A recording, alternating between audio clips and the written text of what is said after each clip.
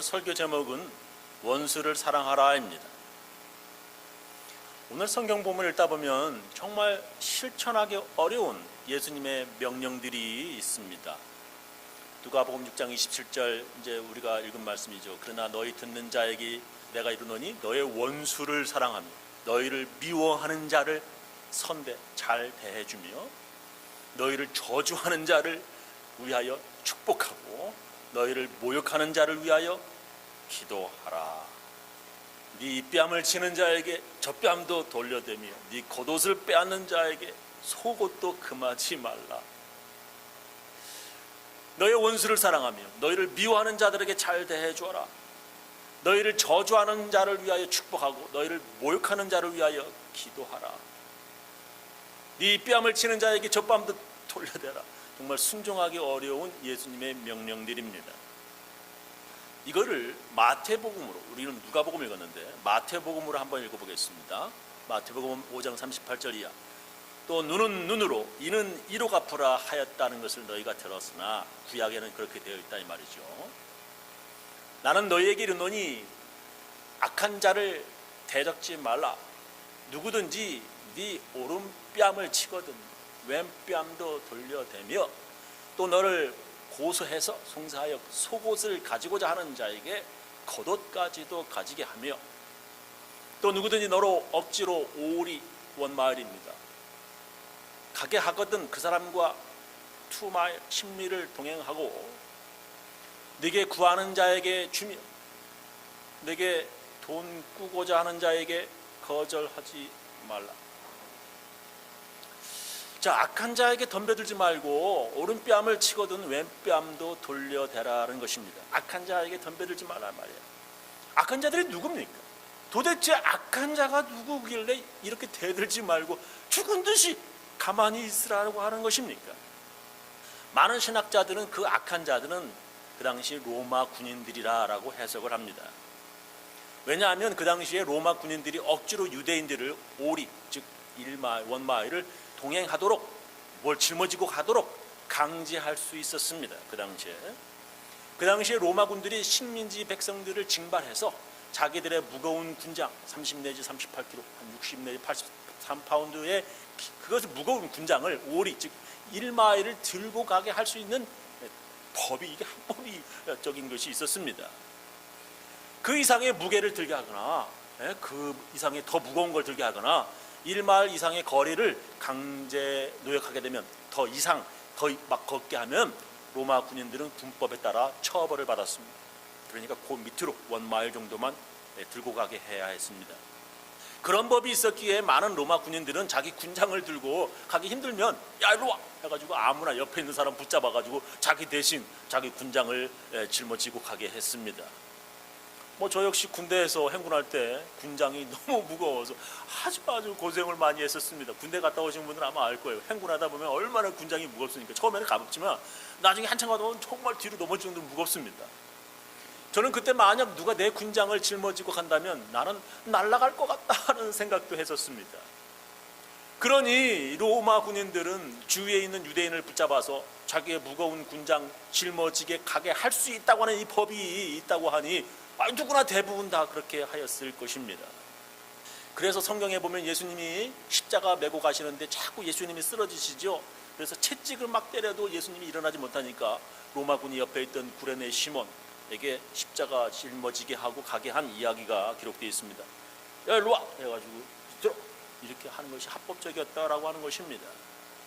유대인들에게는 그렇게 같은 유대인을 억지로 1마일을 동행시킬 권리는 없었기에 예수님이 말씀하시는 악한 자는 바로 로마 군인들이라 라고 신학자들이 해석하는 것입니다. 그리고 그 악한 자들은 로마인이나 로마 좀 높은 관리들이나 로마 군인들, 로마 제국 관리들이라 이렇게 해석을 합니다. 왜냐하면 같은 유대인들은 아무리 돈을 빌려주고 받을 수 없다 하더라도 그 겉옷을 빼서 가지 못하기 때문입니다. 그러니까 율법을 보면 담보물로 겉옷을 가져갔다 하더라도 해가 질 무렵에는 반드시 그 겉옷을 돌려주어야 하는 율법이 있었습니다. 신명기 24장 10절에 보면 너희는 이웃에게 무엇을 구워줄 때에 담보물을 잡으려고 그의 집에 들어가지 말아라. 너희는 바깥에 이렇게 서 있고 너희에게서 꾸는 이웃이 담보물을 가지고 집에서 너희에게로 나오게 하여라. 그 사람이 가난한 사람이라면 너희는 그의 담보물을 너희 집에 잡아둔 채 잠자리에 들면 안 된다. 해가 질 무렵에는 그 담보물을 반드시 그에게 되돌려 줘야 한다. 그래야만 그가 담보로 잡혔던 그 겉옷을 덮고 이불처럼 잠자리에 들 것이며 너희에게 복을 빌어줄 것이다.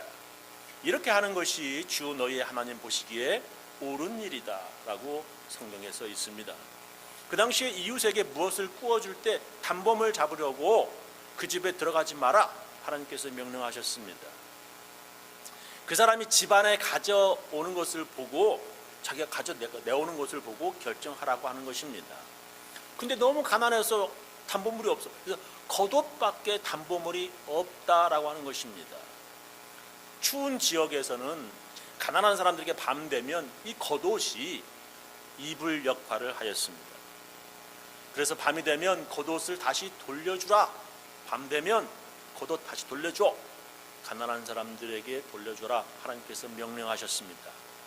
가난한 자들의 겉옷을 담보물로 빼앗아 다시 돌려주지 않는다고 하는 것은 유대인들에게는 이건 하나님 명령을 어기는 큰 죄였습니다. 그래서 그런 짓을 할 수 있는 사람이라면 이런 율법을 모르는 이 악한 이방인들 로마 관리들이었습니다. 하나님의 법도 모르고 잔인하게 담보물이라고 겉옷을 빼앗아 밤인데도 되돌려주지 않는 그런 무자비한 자들에게 대항하거나 덤벼들지 말고, 그들이 뭐 알겠어, 율법도 모르고 하나님 법도 모르는데 그들이 겉옷을 가져가면 속옷도 벗어주라라고 하는 것입니다. 오른뺨 맞으면 왼뺨도 돌려대라고 하는 말씀은 정말 그들이 얼마나 악한 사람들인지 잘 설명해 주고 있습니다. 그 당시 대부분 사람들은 모두 오른손잡이였습니다. 지금도 영어에는 오른손이 right, 그죠? right hand라고 하죠. 한국말에도 오른쪽은 뭐라고요? 옳다, 오른쪽, 옳다, 바른 쪽, 옳다, 바르다 해서 바른 손이고 오른손입니다. 이 한국말하고 영어하고 이렇게 똑같아요. 오른손 이렇게 부를 정도로 대부분 오른손을 사용했습니다. 지금도 중동 아랍 문화권에서 왼손으로 악수했다가는 이 큰 신뢰가 될 정도로 그 당시에는 모두 악수를 하거나 손을 내밀 때 오른손을 사용해야 했습니다. 왼손은 불결한 손이어서 율법책이나 경전 읽을 때 왼손 사용하면 안 되었습니다. 왼손은 불결한 손이어서 모두 오른손으로 식사하고 오른손으로 악수해야 했습니다. 성경에도 오른손은 축복하는 손이었습니다. 야곱이 자기 손자들을 축복할 때에도 이제 야곱의 아들 요셉이 장자 므낫세가 야곱의 오른손 쪽으로 둘째 에브라임을 야곱 왼손으로 축복기도 받게 이렇게 하였습니다. 그런데 야곱이 손을 이렇게 어긋나 가지고 말이죠, 이 왼손이 장자 므낫세의 머리에 가게 했습니다. 그래서 요셉이 아버지 야곱에게 축복기도 할 때 이렇게 하셔야지 왜 이렇게 하세요? 손이 잘못 가 있다고 말하는 것이 나옵니다.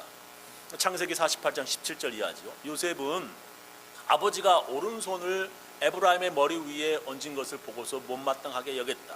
요셉은 아버지의 오른손을 에브라임의 머리에서 므낫세 머리로 옮기려고 아버지의 오른손을 잡고 말하였다.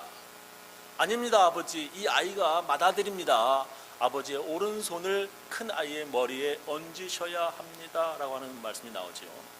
요셉은 자기 큰아들 므낫세가 아버지 야곱의 오른손으로 축복받기를 원했습니다.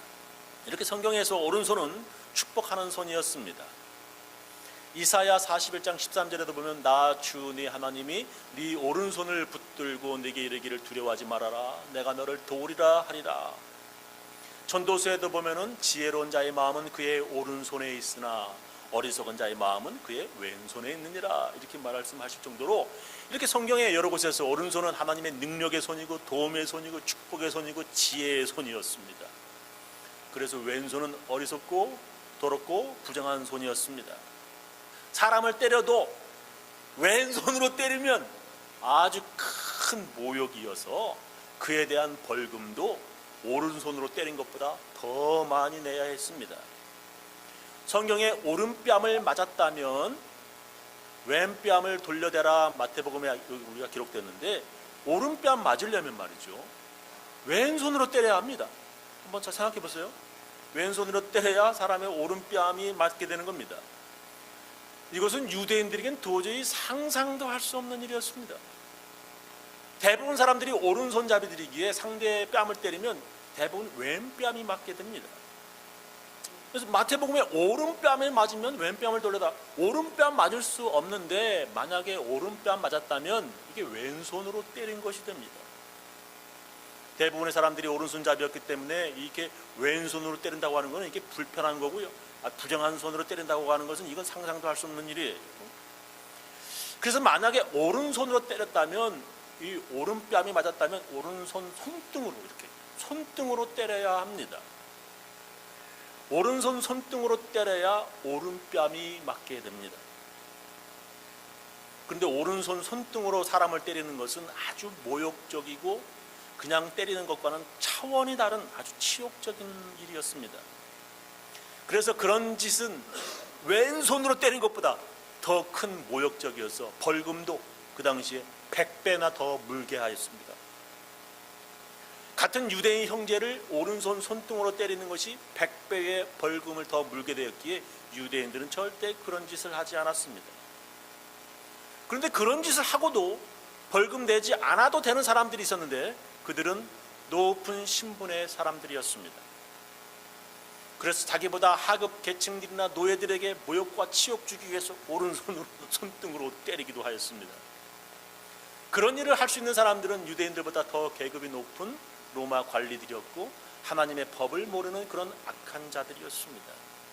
그래서 그런 자들이 오른뺨 때리면 나는 너에게 그런 굴욕 당하고 싶지 않다고 오른손으로 사람답게 때리라고 이렇게 왼뺨을 돌려대라, 사람답게 맞고 싶다라고 이렇게 돌려대라는 것입니다. 손등으로 때리지 말고 오른손바닥으로 때리라고, 나는 사람답게 맞겠다고 자기 왼뺨을 돌려대라고 하는 것입니다.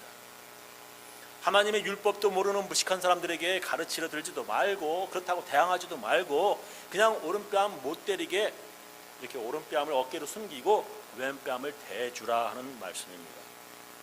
그래서 로마 군인이 자기 군장을 들고 오리 원마일 가게 하면 그 무거운 군장 메고 십리까지 가주면서, 야, 너 체력이 그 정도밖에 안 되냐? 나는 네 군장 메고도 십리까지 까딱없다. 야, 너는 그냥 따라오는데도 그렇게 힘든 거니? 너 그렇게 약해 빠져서 전쟁에 나갈 수 있는 거냐? 네가 무슨 군인이니? 하면서 마음껏 비웃어주라는 것입니다. 겉옷을 가지고 추운 밤에도 돌려주지 않는 악한 사람들에게 속옷까지 벗어주면서 저 사람이 얼마나 악한지, 나를 이렇게 빨개 벗겨서 나의 모든 것을 가져갔다라고 사람들에게 그의 무자비함과 잔악함을 확실하게 알려주라는 것입니다. 이런 해석들, 이런 신학적인 해석들은 유대인들이 그 당시에 얼마나 로마 식민지 생활이 힘들었는지 잘 해석해주고 있습니다. 그러나 그냥 이렇게 해석한다면 예수님께서 말씀하신 뜻하고 많이 다르게 해석될 수 있습니다. 예수님께서는 그런 악한 로마인들에게 대항하지 말고 때리면 맞고 뺏기면 그냥 주고 로마인들이 다시 돌려주지 않으면 그냥 받으려고 하지 말라라고 하는 그런 뜻으로 예수님께서 말씀하신 것이 아닙니다. 예수님께서는 적극적으로 원수를 사랑하라 이렇게 말씀하시는 것입니다. 너희를 사랑하는 자를 사랑하면 칭찬받을 것이 없다는 것입니다.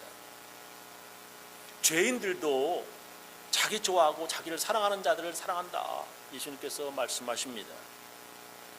예수님은 너희를 미워하는 자들에게 잘 대해주고 너희를 저주하는 자를 위하여 축복하라 이렇게 말씀하십니다. 여러분, 저는 예전에 집사님들과 함께 어떤 사람 신방 간 적이 있었습니다. 그 사람은 우리들에게 자기가 평상시에 손으로 성경을 손으로 필사하는 걸 볼펜으로 많은 노트를 이렇게 사람들에게 보여주었습니다. 성경을 그렇게 손으로 3번씩 필사하였다고 자랑하였습니다. 그래서 제가 우리 교회에 나오시라고 했더니 자기 자기는 교회 절대 안 나간다고 절레절레 고개를 저었습니다. 자기는 이렇게 혼자서 신앙생활 잘하고 있다는 것입니다. 우리는 주위에서 자기는 절대 교회에 다니지 않겠다는 사람들 만나게 됩니다. 교회에 가서 어떤 사람들과 말다툼을 했는데 그런 사람이 다니는 교회는 절대 가지 않겠다라고 말합니다. 어떤 사람은 자기와 원수가 된 사람이 그 교회 다니는 것 보고 그 사람이 있는 천국이라면 자기는 그 천국에 또 들어가지 않겠다라고 말합니다. 그런 사람들은 예수님의 참 제자가 아닙니다. 예수님은 원수도 사랑하라, 그런 너를 때리는 로마 군인들도 사랑하라 하는데 같은 동족인 한인들 교회에서 사랑하지 못하는 게 그게 무슨 예수님의 제자입니까? 진정한 예수님의 제자는 이런 사람들이어야 한다, 예수님께서 말씀하셨습니다. 새 계명을 너희에게 주노니 서로 사랑하라. 내가 너희를 사랑한 것 같이 너희도 서로 사랑하라. 너희가 서로 사랑하면 이로써 모든 사람이 너희가 내 제자인 줄 알리라, 예수님께서 말씀하셨습니다. 예수님의 진정한 제자는 서로 사랑하는 사람들입니다.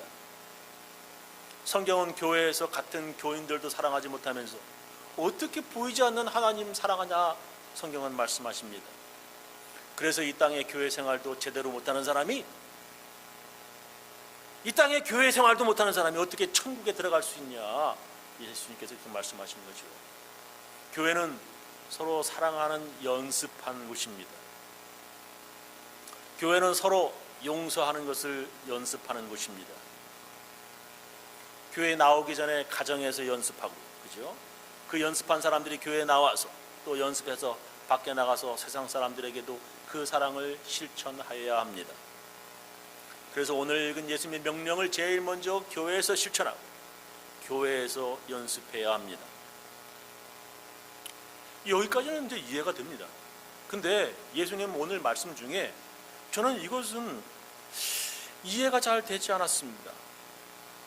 다른 것은 그렇게 하는 것이 옳다, 예수님 말씀이 옳다 생각되는데 이거는 좀 이해가 안 되는 것이 있어요. 그것은 바로 돈 꿔달라고 하는 사람들에게 돈을 꿔주라는 것입니다. 그것도 사실 돌려받을 생각도 하지 말고 꿔주라는 말씀입니다. 누가복음 6장 34절 오늘 읽은 말씀이죠. 너희가 다시 받을 생각으로 사람들에게 빌려준다면 무슨 칭찬을 받겠느냐. 죄인들도 되돌려 받을 줄 알면 빌려준다. 그러나 너희는 원수를 사랑하고 그들에게 친절을 베풀며 아무것도 바라지 말고 빌려주어라. 그러면 너희가 큰 상을 받을 것이며 하나님의 아들이 될 것이다.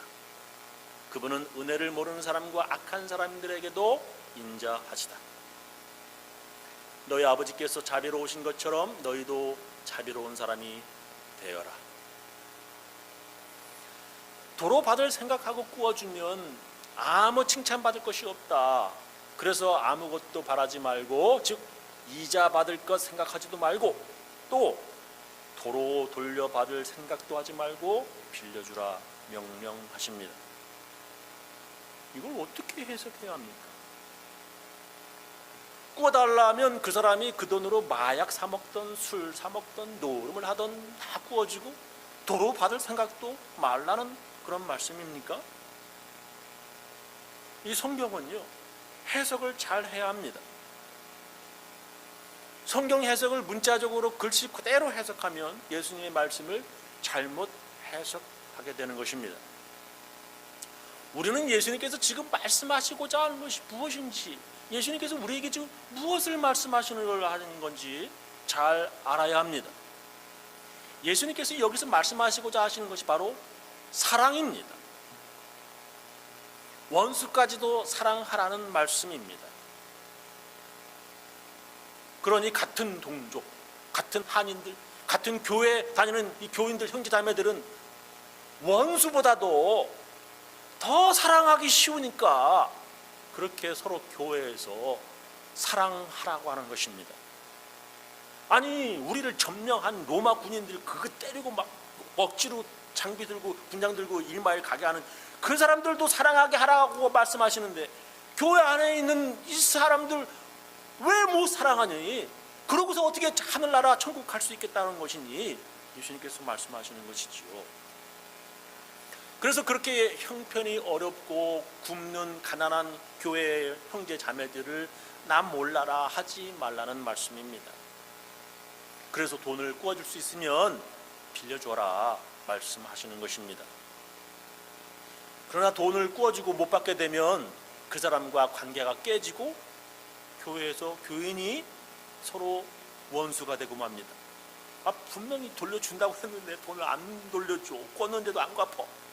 이 교회에서 교인들하고 서로 원수가 되고 맙니다. 예수님은 그런 원수를 용서하고 사랑하라 말씀하십니다. 그렇게 하려면 첫째로 돈을 구워주지 마십시오. 그 사람이 그 돈으로 악한 짓, 즉 술이나 노름, 마약 사려는 것을 알고 있다면 빌려주지 마십시오.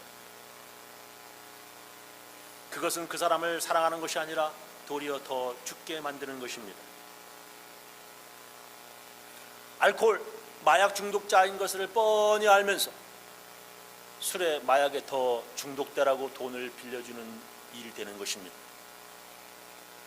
그런 문제가 아니더라도 교회 안에서는 서로 돈 거래하지 마시기 바랍니다. 사람이 아니라 돈이 거짓말하는 사람, 믿을 수 없는 사람으로 그렇게 돈이 만들기 때문에 그렇습니다. 교인들끼리 돈을 빌려주고 갚지 않아서 서로 원수가 되고요. 누군가 교회를 떠나게 됩니다. 교인들끼리 돈 문제로 법원에 고소하기도 합니다. 그러니 돈을 빌려주지도 빌리시지도 마십시오. 또한 다른 교인을 위해 보증 서지도 마십시오. 성경은 보증 서지 말라고 권하십니다. 잠언 17장 18절 지혜 없는 자는 남의 손을 잡고 그 이웃 앞에서 보증이 되느니라. 교회에서 교인들끼리 계를 만들거나 돈놀이 하지 마십시오. 서로 믿을 수 있다고 계를 만들어서 계주가 갑자기 도망치거나 서로 원수가 되어서 고소하는 일들이 세상에 참 많습니다.